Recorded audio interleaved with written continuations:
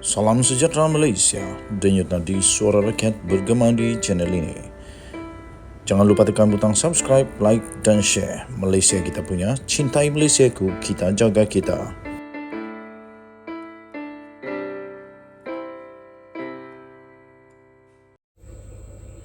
Salam sejahtera Malaysia, denyut nadi suara rakyat bergema di channel ini. Habis Sanusi kali ini. Saya ada ramai kawan-kawan Islam, kawan-kawan Melayu. Saya dulu sekolah di tempat yang semua orang Melayu. Jadi saya sangat rapat dengan mereka. Saya kenal bagaimana orang Melayu ini sangat baik. Mereka ini, terutama orang Islam, sangat-sangat baik ya kepada tetamu. Mereka ini betul-betul saya respect dengan mereka ini ketika mereka menyambut tetamu, mereka mempersilahkan tetamu masuk datang ke rumah.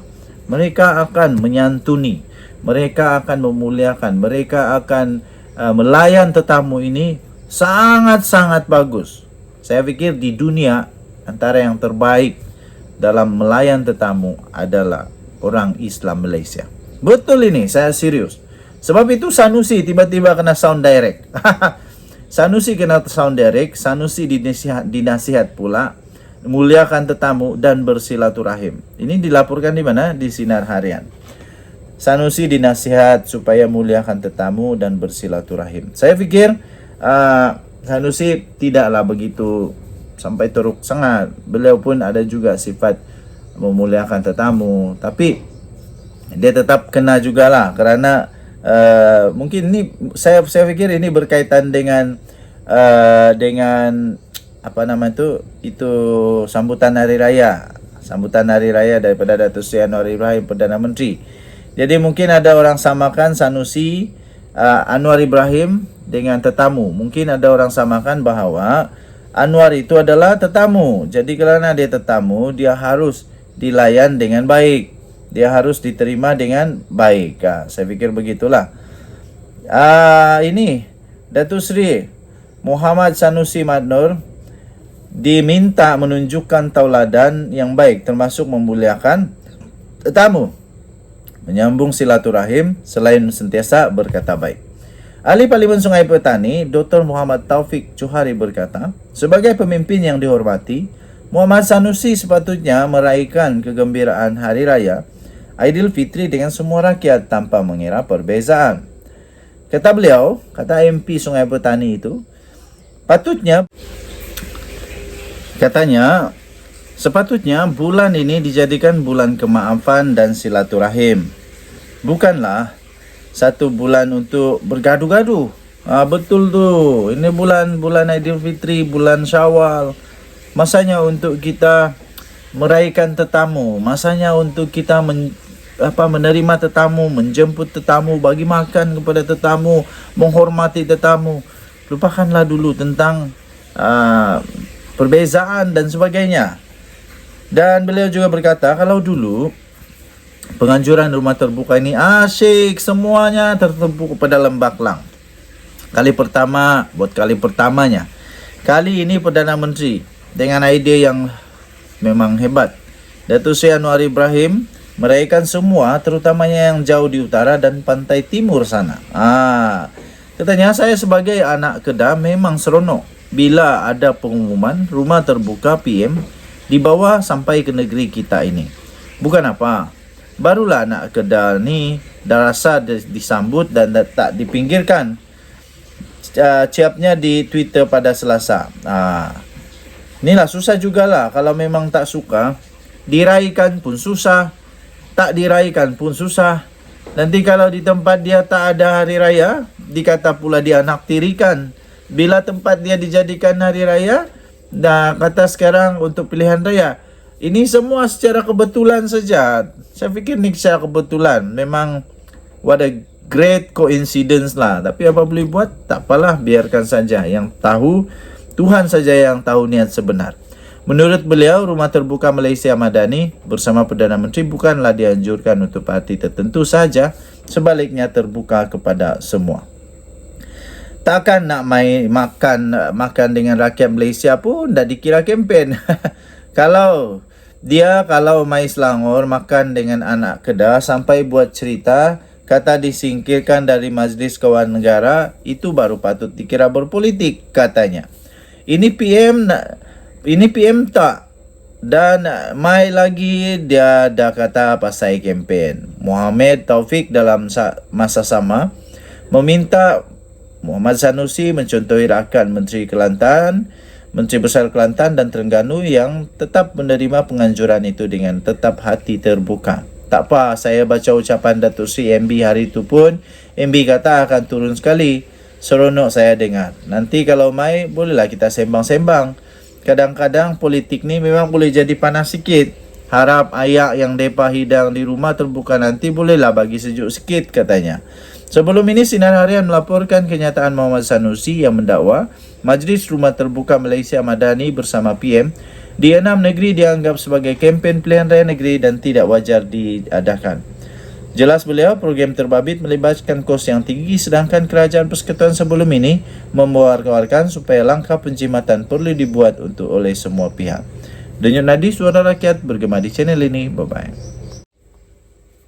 Salam sejahtera Malaysia, denyut nadi suara rakyat bergema di channel ini.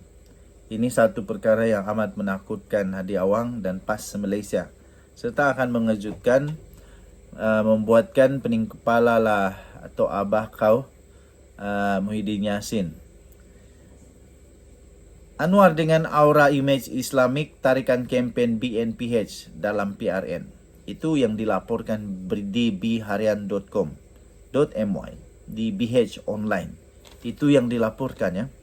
Kalau memang betul Anwar dengan aura image Islamik ini memang akan membuatkan masalah besar bagi PAS dan juga PPBM Bersatu.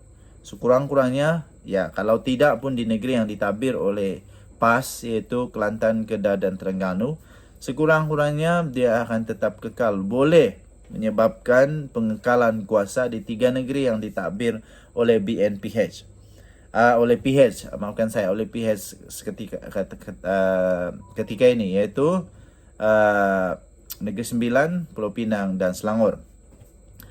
Penggunaan isu 3R, iaitu agama, kaum dan raja yang dijangka menyelubungi pilihan raya 6 negeri akan datang, perlu ditolak oleh pengundi kerana boleh menggugat kestabilan negara. Supaya kemakmuran dan keharmonian terus dapat terpelihara. Itu kata Setiausaha Agung Veteran UMNO Datuk Mustafa Yaakob. Percaya pembangkang akan terus memainkan isu terkait 3R sebagaimana yang sentiasa digunakan ketika pilihan raya, kempen pilihan raya umum PRU 15 yang lalu. Katanya beliau percaya Perikatan Nasional PN akan mengguna isu yang dikitar semula pada PRN nanti, yang mana dipercayai mereka sebagai faktor kemenangan di beberapa negeri yang ditawan oleh parti itu. Isu lama tersebut terkait dengan 3R. Ini akan tetap dicanang pembangkang kerana mereka berjaya menggunakan isu ini dalam PRU 15 yang lalu.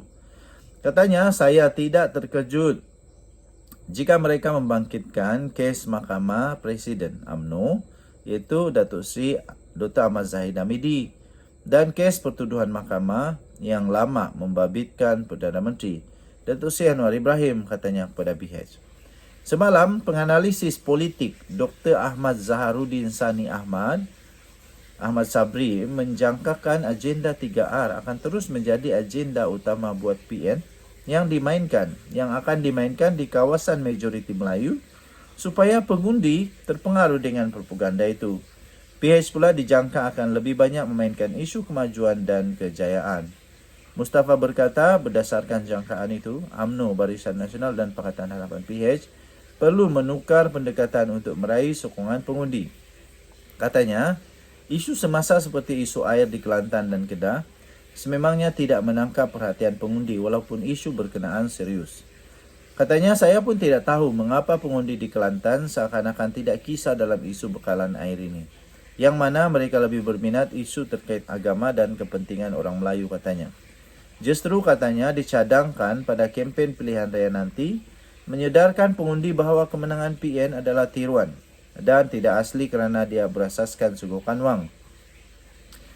Pada itu kata penganalisis tersebut, ya, PAS sememangnya akan gunakan isu agama dan ini digunakan sejak sekian lama. Jadi kita kena pandai memperjelaskan dan beri penerangan kepada pengundi, katanya. Beliau percaya aura kepimpinan Datuk Seri Anwar Ibrahim dengan imej sedikit Islamik boleh membantu kempen pilihan raya BNPH. Sementara itu, katanya, beliau bimbang dengan sikap sesetengah pemimpin dan ahli UMNO yang dilihat tawar hati untuk berhadapan dengan PRN.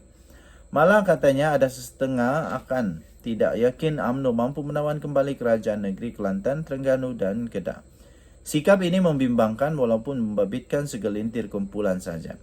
Ini satu sikap yang tidak betul. Semua orang kena faham. Ada masa kita di atas dan ada masa kita di bawah, turun naik perkara biasa. Namun semangat dan jati diri. Perjuangan tidak boleh luntur walaupun kita akui keputusan dalam PRU15 tidak menyebelahi UMNO PN. Kita jangan mengambil sikap menyerah kepada takdir sedangkan perjuangan belum selesai, katanya lagi dalam kenyataan tersebut. Untuk mendapatkan berita yang lengkap, sila layari bharian.com. Kita jumpa lagi. Selamat pagi Malaysia. Bye-bye.